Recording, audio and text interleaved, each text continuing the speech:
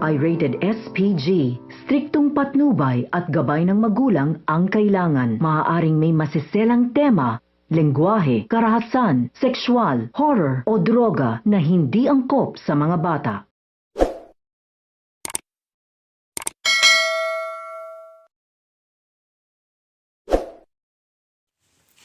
Narito ang ating abangan mamaya sa House of Lies. Pumukas na nga ang katotohanan at nagkakagulo na nga ang pamilyang Torrecampo. Sasabihan ni Greg ang anak na si Paulo na natatakot umano siya sa pwedeng gawin ni Mards kapag nalaman niya na matagal na siyang nagsisinungaling sa kanya, na siya ang ama ni Ashley.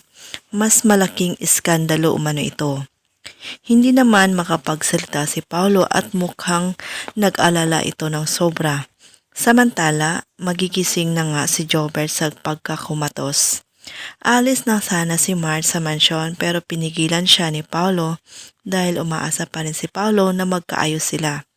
Ngunit sasabihan siya ni Marge na sa oras na malaman niya na nagsisinungaling pa rin siya, tapos na umano sila. Aaminin na kaya ni Paulo kay Marge na anak niya si Ashley? At ano naman kaya ang magiging reaksyon ni Marge?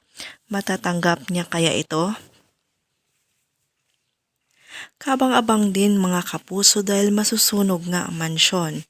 Ito na kaya ang simula ng pagbagsak ng mga Torrecampo? Abangan!